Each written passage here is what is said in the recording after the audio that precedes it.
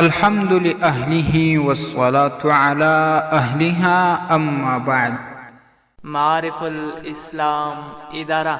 وعززو یورور پوښتنه کړې ده چې علماء کرام فرمایي چې که څوک و خپلې خوښې ته یا حیا دې وي خپلې نژور ته د زوی ښځې ته او یا لور ته په شهوت باندې لاس وروړي نو خپله ښځه تر ابدالابد ورباندې حرامېږي چې بیا هیڅ هغه دته صحت نه لري.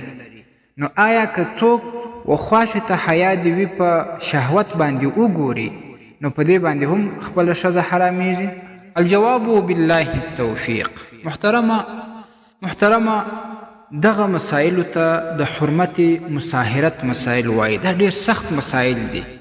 یقینا هم حیا دې وي که څوک خپلې لور ته په شهوت باندې لاس ورواچي او یا په شهوت باندې مچ کړي او دا شان حیا دې وي و خپلې نژور ته څوک په شهوت باندې لاس ورواچي یا خپلې خواښ ته په شهوت باندې د شهوت سره لاس وروړي په دې باندې د خپله ښځه تا روز قیامت حرامه ده.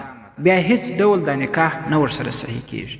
او کم چې صورت د نظر دی د کتلو، علماء کرام فرمایي که څوک په شهوت باندې ورته وګوري خوښې ته یا حیا دې وي خپلې لور ته یا نژور ته نو غاړې بندې دي، دغه کتل حرام دي، کبیره ګناه ده، لیکن ښځه نه ورباندې حرامېږي.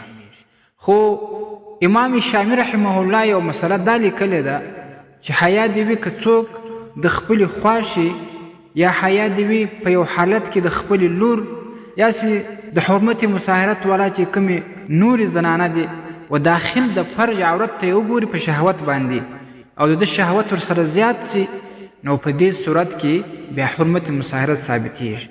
ورنه بغیر د عورت نورو اندامونو ته که څوک په شهوت باندې وګوري نو هغه باندې حرمت مصاهرت نه ثابتېږي، مطلب نکاح نه ورباندې ماتېږي.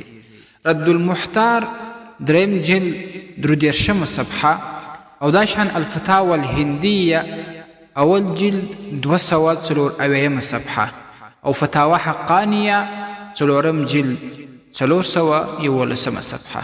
السلام علیکم ورحمة الله وبرکاته. ستاسې د اسلامي پوښتنو جوابونکی مفتي حكيم الله صابر الحنفي صاحب.